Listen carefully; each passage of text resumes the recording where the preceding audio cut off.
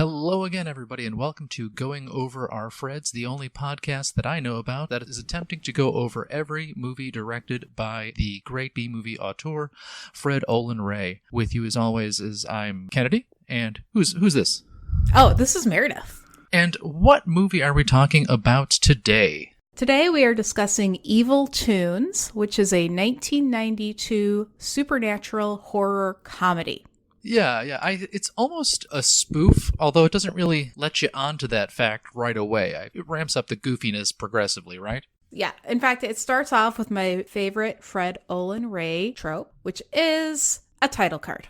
Oh yeah, we're back to title cards. Back to title cards. So I was really excited about this, and the title card reads, "The story you are about to see is true. Nothing has been changed. These are the actual people who lived this great adventure, and this is exactly the way it really happened. I truly believe this. Fred Olen Ray." Not only is the title card a hallmark, but the pretty sarcastic title card seems to be a hallmark of this. This movie is very similar in vibes to Hollywood Chainsaw Hookers in that way. I was fully prepared to believe that these events really happened exactly as they were portrayed in the movie. So imagine my surprise when David Carradine shows up in the first scene. But, if you follow that title card, the ending of David Carradine's actual life and his character's life is pretty similar. What happens there, Meredith? So the opening scene, David Carradine, he shows up in a greatcoat and a hat, kind of looks like a Puritan.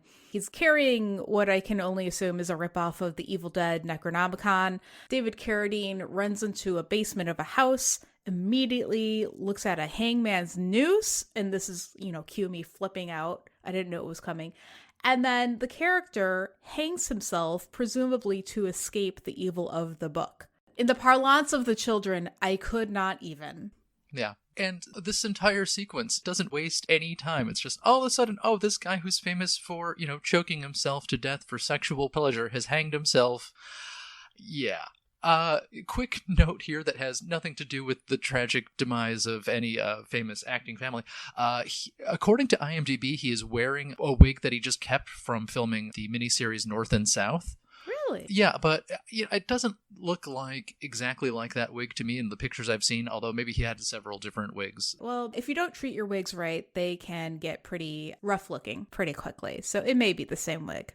All right, so we roll right into the credits, and the credits are super metal. They're woodcut type illustrations of demons, got a flickering flame behind them, like best 10 out of 10 credits from a Fred Olen Ray movie that I've seen so far. And then we cut to the movie proper. So it's daytime.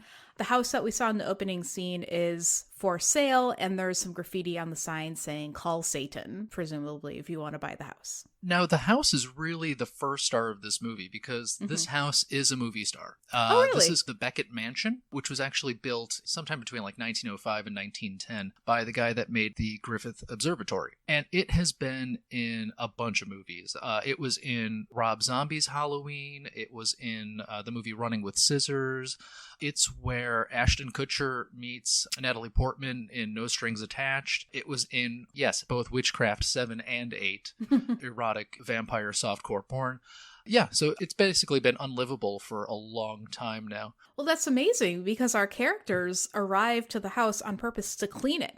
Yeah, this is a standard B-movie plot number 7 here, where we get... is it fair to call these women bimbos? No, they're sorority sisters. Yeah, these 30-year-old sorority sisters have each been paid $100 to spend the weekend cleaning up this mansion. Exactly. So, unlike in other films, I put together a cast of characters because some of them aren't named until a little bit into the movie. So, I'm going to list out the characters. Bert owns the cleaning company. He has hired the 4 young women to clean the house. Roxanne is one of the young women. She has dark hair and a green tank top. We've got Meg, who is the dowdy sorority sister. She has glasses and a braid. We've got Terry, who is our team lead. She's the leader of the group. And then we've got Jan, who has blonde hair as a distinguishing feature. Are any of these actors familiar to you? No, none of the women. None of the women, yeah. Bert looked familiar to me, and I even looked up the actor's name, but I don't recognize the name. He's just like that guy. He's another that guy you see everywhere. So that is staple of Roger Corman movies. Joe Dante's Good Luck Charm. That's Dick Miller. He is probably most famous for playing Mr. Futterman in the Gremlins movie. Oh. He was also killed by Arnold Schwarzenegger in Terminator. The Terminator goes into a gun shop and he's like, "Hey, look at all these guns," and gets killed by the Terminator. But yeah, he's been in 150 things. Most of the women in this movie have a background in porn, so they haven't done a lot of like legitimate stuff. Legitimate. I mean, it's all one show business. I don't care if it's porn or this or North and South. Our most famous of the main four women is Monique Gabriel, who is the one with the glasses. She's kind of like a mini star of Best of the Worst on Red Letter Media. Okay. She is in Deathstalker 2. She was in Silk 2, and she is known for her eyebrow acting. She just moves her eyebrows too much all the time when she's acting and gives these really weird line reads. Maybe that is why they put such large glasses on her character, to both signify that she is the smart one and hide a little bit of that eyebrow action. You got to. Since we're talking about the actors, and we're not really deep into the story yet, I think Madison Stone plays Roxanne in this movie. I think she's great in this movie. Everyone else kind of rides this line of like, are you just a bad actor or are you intentionally being bad to fit the tone of the movie? And I think she's actually pretty good. She's funny as the original character, and then she has a whole shift afterwards and she's perfectly serviceable there. I looked her up and she is like an adult video network, like Hall of Famer. Really? So like, Cool. And she moved to Belize a while ago and opened a tattoo parlor there. So you can still follow her on Instagram where she like shows off stuff for her tattoo parlor out in Belize. So That's super cool. What's her Instagram handle? Oh God. Hold on. I took a screenshot. I think I actually have it. Put you on the spot. Yeah, I can't remember. I can't even remember my own Instagram handle on the spot, Yeah. Let's see. Madison Tattoos. That's Nice. pretty easy. Good for her. Hall of Famer, now a tattoo artist. Exactly. Nice. Living her best life, hopefully. Okay, back to the movie. Our team leader, Terry, she appears to know a little bit about the history of the house, which she helpfully shares before they enter the house. And she knows 3 things about the house. 1, it's got a history of mayhem and madness. 2, strange and unusual things happen there. And 3, the last residents vanished after just a month of living there, and they left everything behind, including a CD player.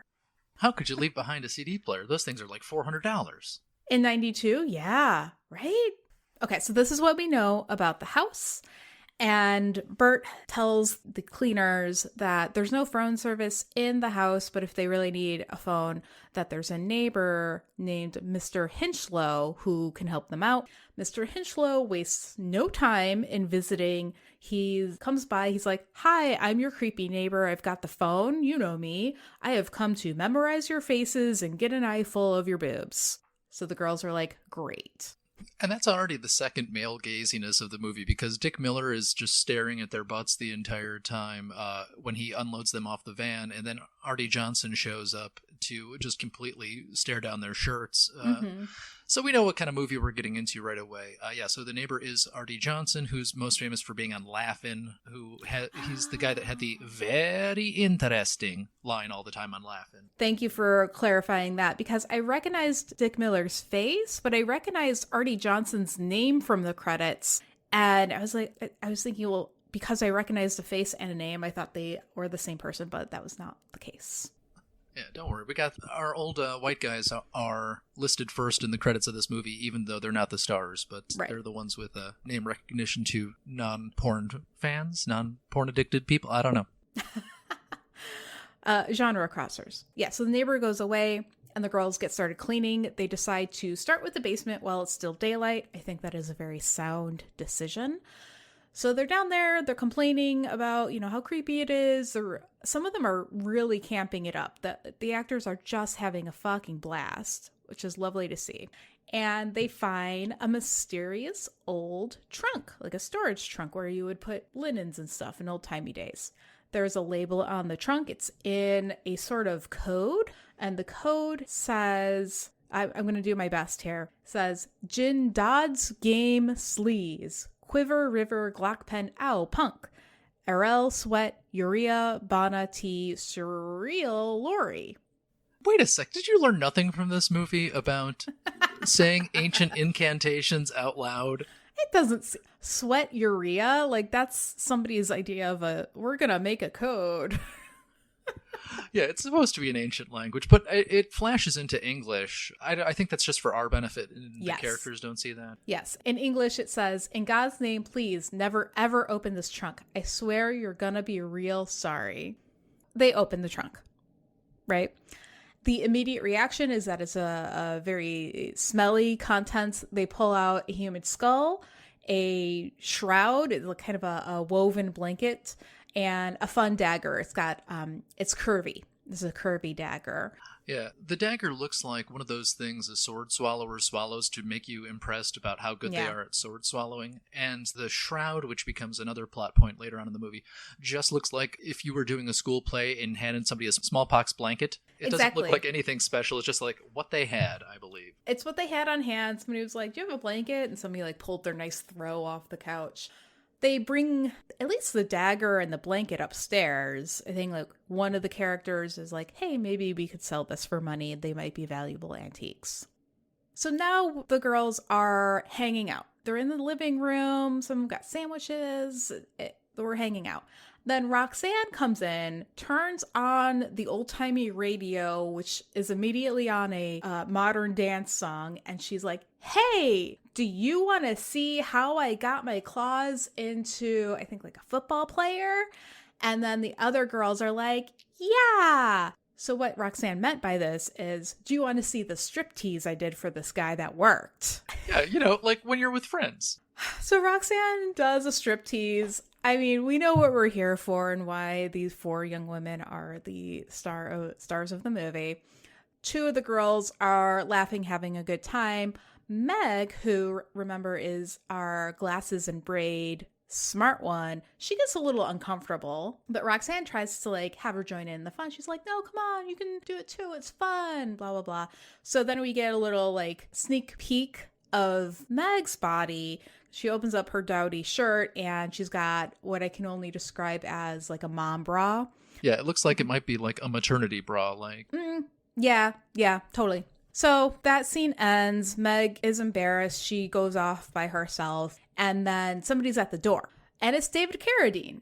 So the girls were like, what is this creepy guy doing at the door? They answer the door. David Carradine is cheerfully holding a package wrapped up that says open immediately. And he gives them this package and they're like, no, we don't live here. This is not for us. And he's like, this is your problem now. Good luck. Bye-bye. Very fun. He's our hero. They're like, should we open it? Blah, blah, blah. Ultimately, they do open it and start looking at it. So the contents of the book, this is the Evil Dead book from the beginning of the movie. It's got a lot of words written in a language that they can't read and a lot of lewd illustrations basically depicting demons having sex with human women. So they're giggling at the illustrations and then they're like, can anybody read this language? What is it? And they're like, no, Meg could. Meg, go get Meg.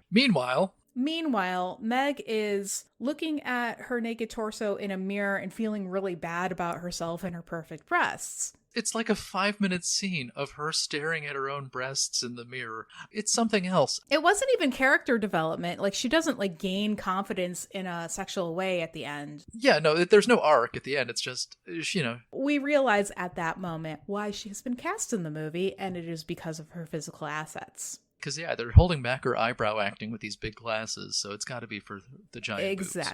Exactly. So Roxanne appears. She's like, hey, we got a crazy old book with a dead language. Can you come read it for us? And Meg's like, okay, I'll try. So I think this counts as a Lovecraft movie because, I mean, the Necronomicon, which this book essentially is a Lovecraft thing. And there is like a throwaway line about how the girls are going to school at Miskatonic University, which is the Lovecraft University. I think I missed that line because my husband might or might not have been IMDbing all of the women and telling me about their porn activities. When you can tell it's porn on IMDb when there is no art. That makes sense. I understand why. Okay, so they're looking at the book, and lo and behold, Meg recognizes the language. She's like, yeah, that's Latin. I can translate that, no problem. So she does a live translation reading into perfectly coherent English, like you do when you've studied Latin. Okay. She's reading aloud, translating as she goes, reads an incantation, and then immediately under the incantation reads the warning to never, ever, ever read the above incantation aloud. Amazing.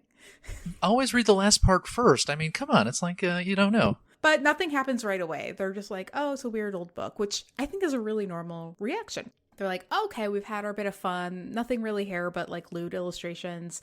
And 3 of them decide to retire for the night. They want to get some sleep so they can get back to cleaning in the morning. And Roxanne has invited a boy to come over. So she's like, I'm going to hang back. I got this guy coming over. And the other 3 are like, okay, great. So the 3 retire to sleep on the floor of a random bedroom just on top of sleeping bags with no pillows. Yes, they lay down, they change into sexy lingerie underwear, except for Meg, who's wearing a large t-shirt. And they lay down weirdly, stiffly on top of the sleeping bags. It was so hilarious to me because it's like, okay, it's time for bed. And then they kind of like lay down in the reverse of how The Undertaker sits up to creep you out in a wrestling match. It was so weird. It was so weird. Okay, so then we do another establishing shot. It's nighttime. We know that. And a storm has come in, right? So it's like a dark and stormy night. The movie has special effects lightning, and my husband remarked that there's almost as much lightning as there are boobs in this movie, which is pretty noticeable given the naked content. Yeah. Yep. Then we cut back to Roxanne, who, as you mentioned, she's carrying the movie already. She is comedically trying to open a wine bottle. She's trying to pull the cork out of a bottle of Boone's Farm, not realizing it's a screw top. Right. Speaking of boobs, this is like a solid 5 minutes of just boobery, where she is just goofing around and doing these comedic falls where her trying to pull the cork out of this bottle causes her to like completely fall back on her back and kick her legs up into the air. And, I found it funny. I really enjoyed this. Like, she hammed it up, and it was not painful to watch. So actually, the only thing that I reacted physically to was when she was hamming it up to the point where she was like, I'm going to use my teeth to get this bottle open. And I was like, no! Oh my God! But it was just like, given the blood and gore later on in the movie, like, it's really telling. I was just like, don't use your teeth on that. Anyway, so while Roxanne is trying to open the wine bottle, the evil book, the Necronomicon, is still open to a specific illustration of a demon. And that demon disappears off the page and appears in the real world as an animated cartoon overlaid on top of the live action movie. The demon looks like it came out of Courage the Cowardly Dog, which is actually kind of apropos because I was looking up the animators of this movie, and the creator of Courage the Cowardly Dog is the second one listed in the You the called list. it! Oh, that's so exciting! Let's see. Yeah, he is John Dilworth. This is one of his early animated gigs. We've got some animators from Thumbelina, a guy from Beavis and Butthead, a guy that's done a bunch of Disney stuff, which is amazing. Because I think all told, the cartoon is on screen for about 90 seconds. Yeah, given that the movie was called Evil Toons, plural, I expected more than what we had. Perhaps a second tune? Perhaps a second tune. But we'll get to that later. I think there was a throwaway line. At this point, given the low quality of the animation, I was like immediately Googling, and my hunch is correct. That movie Cool World also came out in 1992. So I guess this is what we were doing in 92. Well, yeah, because Roger Rabbit came out in 88, and it takes a long time to make an animated thing. This movie was probably originally inspired by Roger Rabbit, because I know that Fred Olin Ray shopped this idea around to Roger Corman. And again, according to the IMDb trivia, which sounds like it might have been written by Fred Olin Ray, he went to Roger Corman, and Roger Corman said, you can't make this movie for $250,000. It's got to be more money than that, which coming from Roger Corman is amazing, because this is Roger Corman could make a movie in a phone booth for the change inside the phone booth. So Fred Olin Ray made this movie for $140,000 with his own money. I would have thought the animation would have really blown the budget. Well, and that is probably why we have about 90 seconds worth of animation. All right, well, they get to the point immediately, probably because the animation was so expensive. He's spying on Roxanne. She gets the wine bottle open. She's preparing for the arrival of this guy whose name is Biff. And she hears him. And so this is also an animation saving technique. She's like, Biff, is that you? So she hears the demon. And then finally, only when the demon is ready to attack does she see him. The demon like gets up on her, actually has some interaction with her, like licks off her top, which I thought was like great for the time. It was like, wow, this is amazing. And then in a bloody attack kills her. Yeah, so we have this like very kind of early Nickelodeon looking cartoon spending about 50 seconds going awooga awooga watching our Yeah. our girl undress. Then the cartoon literally rapes her and kills her.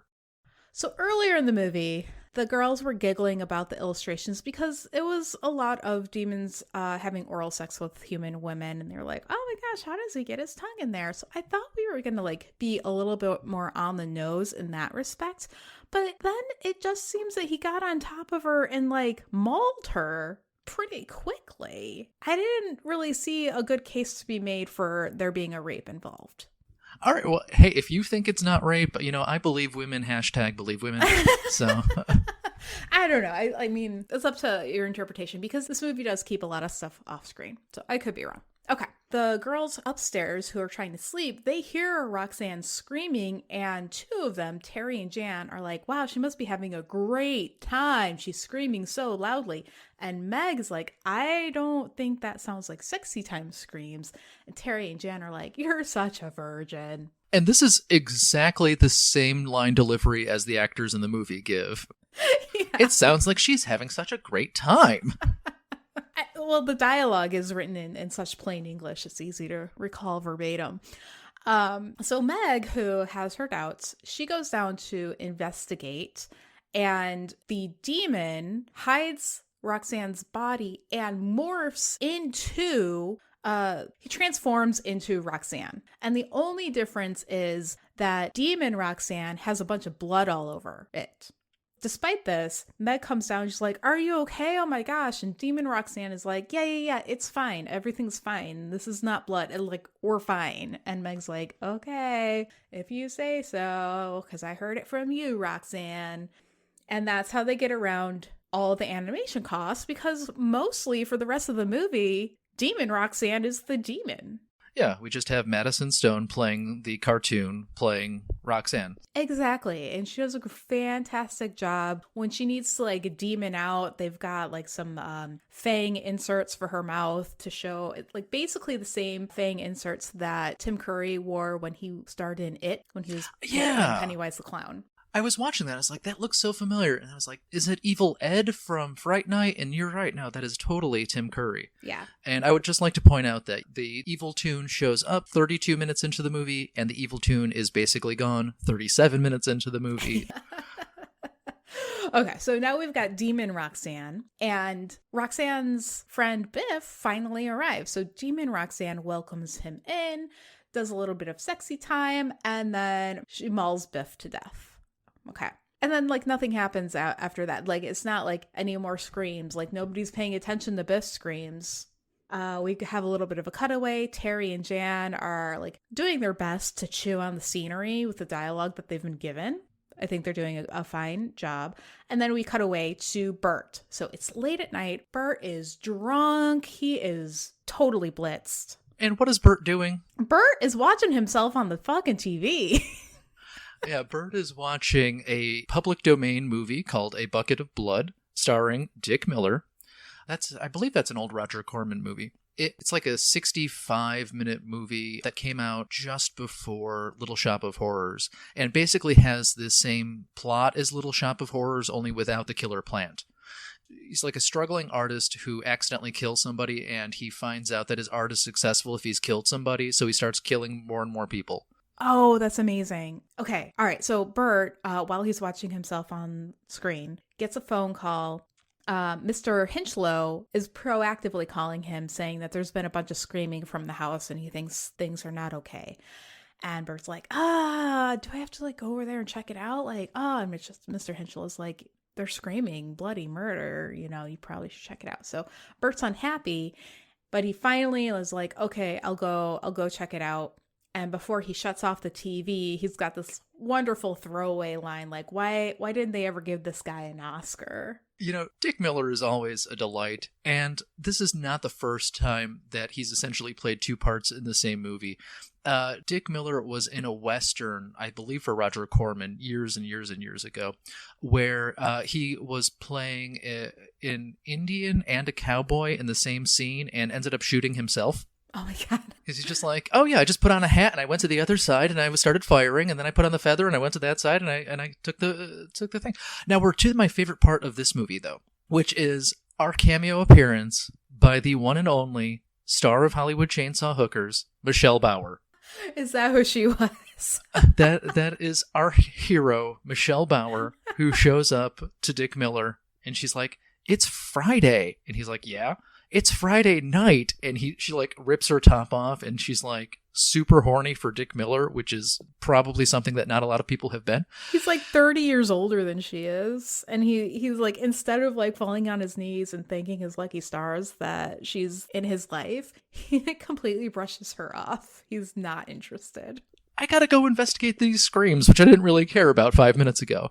So we immediately cut to the sounds of her masturbating with what sounds like a lawnmower engine. Mm-hmm. Well, the engine of her vibrator is just so overused that it needs an oil change or something. It's like we've just ramped up the absurdity of this movie, and it's not going to stop, I don't think. Right. When Bert arrives at the house, he arrives to find Meg, Terry, and Jan, and they won't open the door for him. They're like popping it into the open crack of the door, head on top of one another, kind of like Three Stooges style. Yep. And they don't want to let him in because they've discovered dead Biff. And they're like, Roxanne killed Biff, so we got to cover for her. So they're like, you can't come in. We got to get dressed. And Bert's like, okay, just throw something on. So cut to them trying to hide Biff's body. Meanwhile, David Carradine intercepts Bert on the porch. He's like, nah, come with me. Wait, is that right? No, I don't think. I think gets him? Roxanne meets up with Oh, Dick Miller, okay. and she invites him to the back way, because she is also super horny for Dick Miller now. Exactly. So in a surprising turn of Bert's sexual appetites, he completely turns down this hot young thing in his house. But when Roxanne tries to seduce him, he's like, hell yeah. So immediately she attacks and devours him. So he's dead. He's dead for now. Spoilers for later on in the movie. So Meg, Jan, and Terry, they discover that the demon drawing that they'd been looking at has disappeared from the book. They're like, hey, that's a little strange. They find Bert, who's dead. They find Roxanne's body, and they're like, oh no. And David Carradine is watching from the yard. Meanwhile, the neighbor, Mr. Hinchlow, he breaks into the house, scares the living daylights out of the girls just by being there. And he's like, oh, you should come over to my place because weird things are afoot here.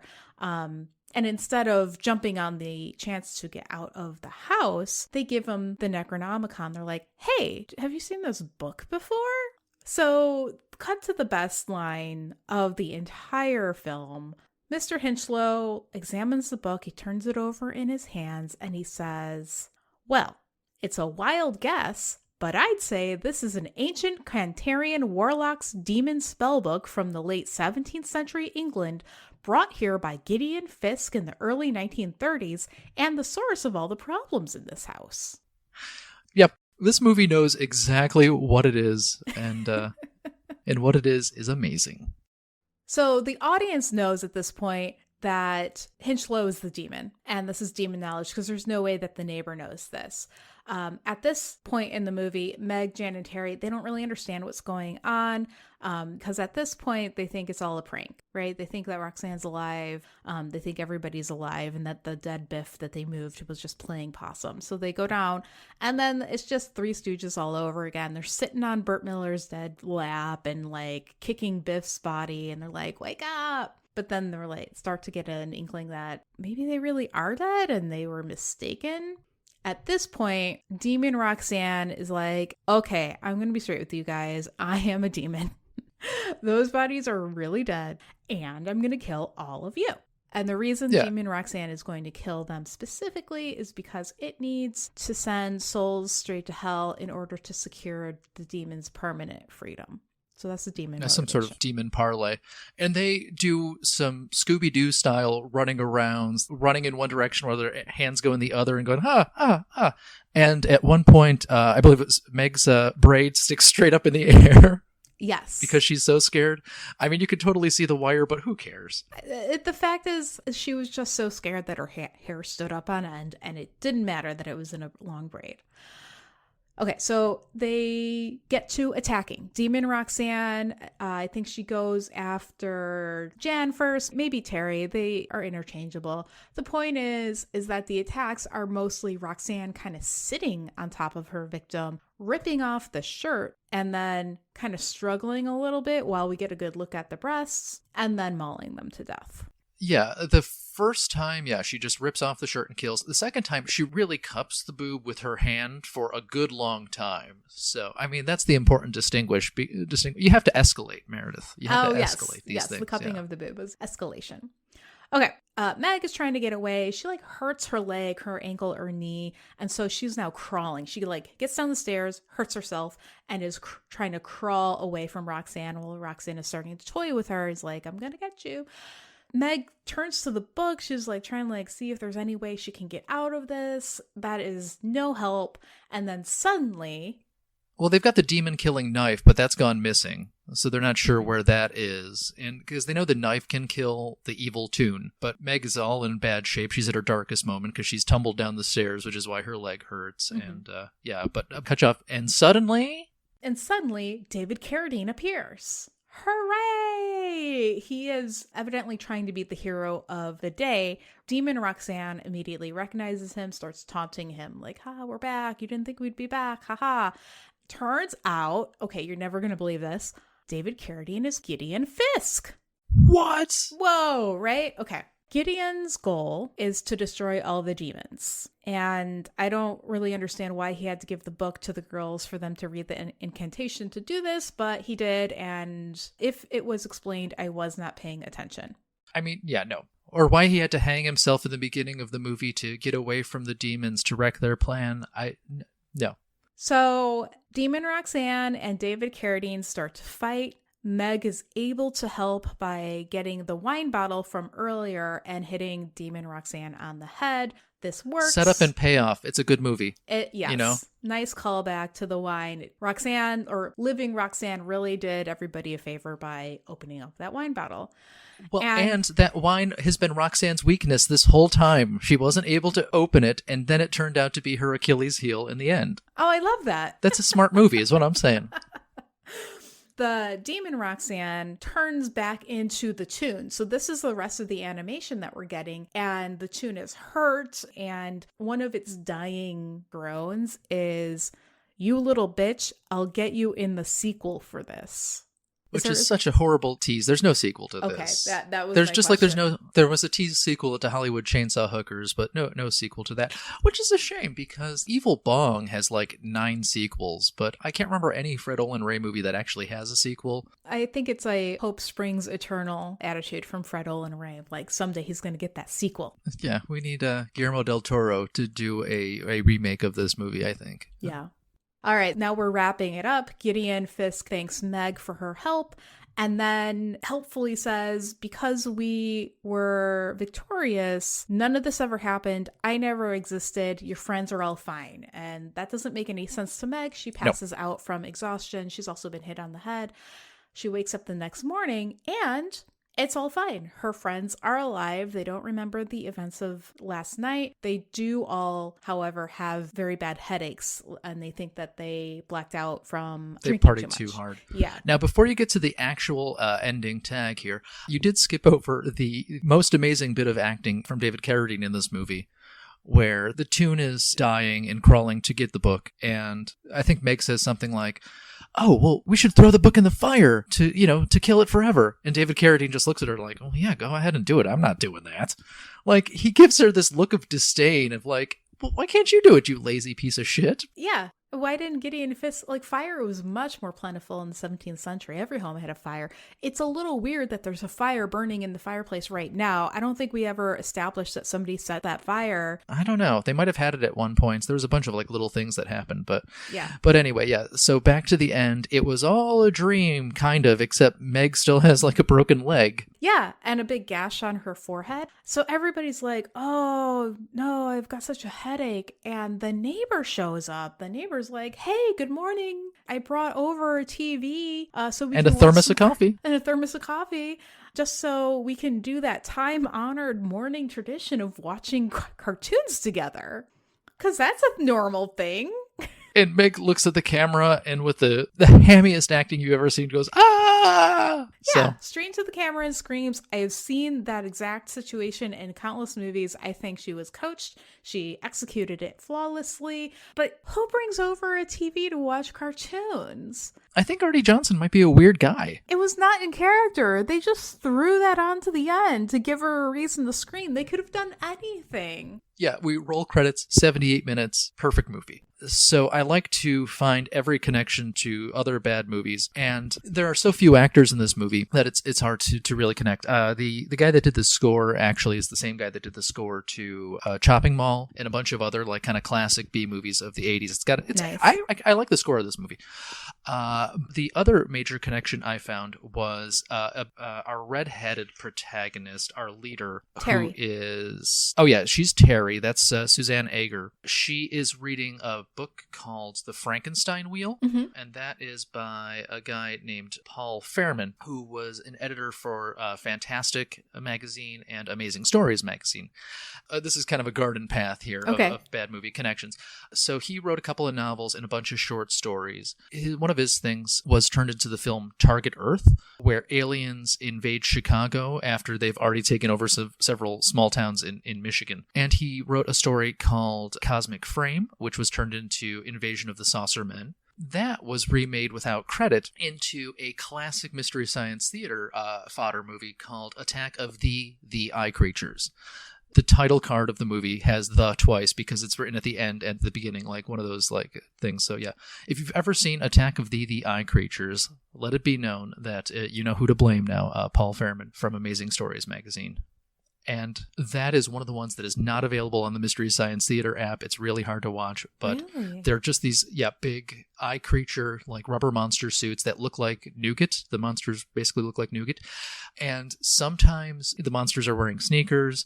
A bunch of old-looking teenagers make out at a drive-ins and then are killed by monsters. I can't remember anything else about the plot, but it sounds like solid gold. It's the movie that I watched first on Mystery Science Theater that was like, I've got to watch every episode of this show now. So amazing.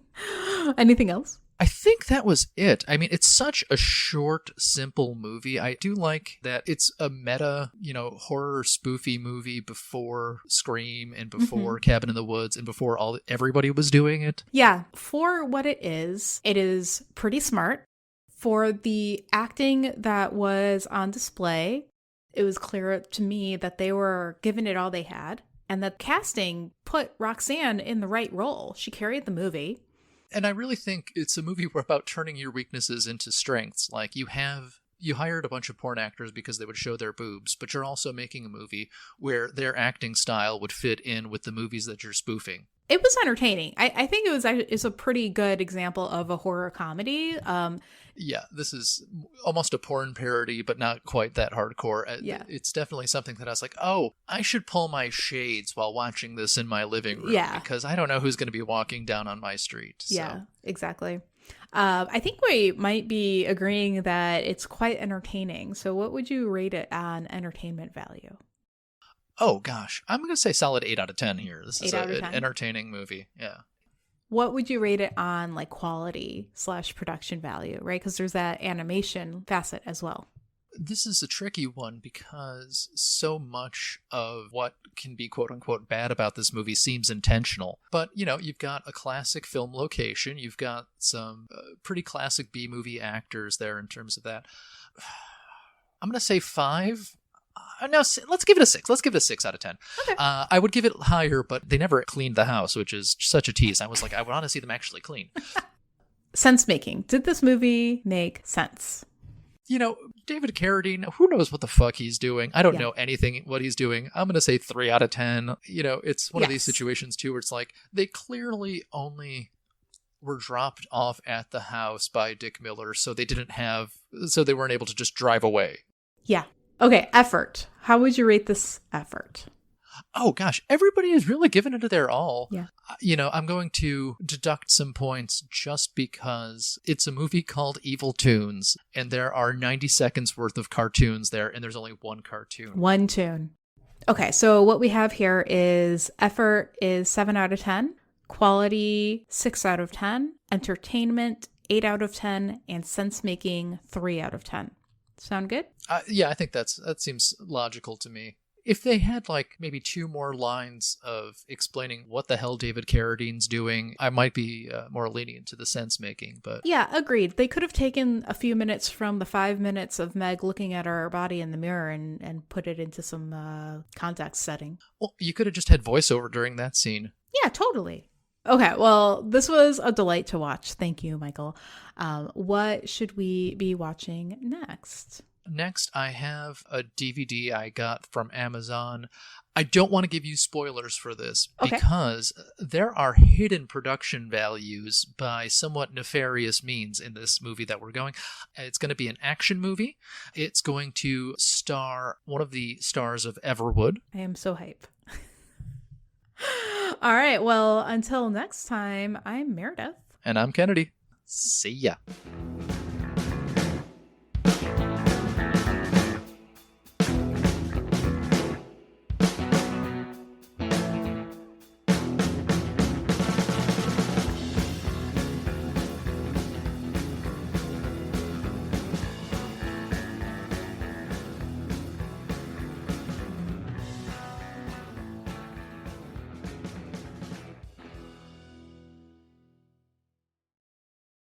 Going Over Our Freds was created and produced by us, Michael Kennedy and Meredith Halsey. Our theme was composed and performed by Justin Nozick. Find more music for him at Bandcamp. Search for The Plague Physicians. Artwork by Michael Kennedy. Special thanks to everyone who helped make the season possible, including the friends and family who let us watch these movies instead of this year's Academy Award nominees. And thank you for listening. If you'd like to hear more from us, subscribe to Going Over Our Freds on your favorite podcast app. Follow us on Twitter at Goof Podcast, and find us on Instagram at Going Over Our Freds. This podcast is for entertainment purposes only. For questions, comments, and complaints, email us at goingoverourfreds@gmail.com. Thanks.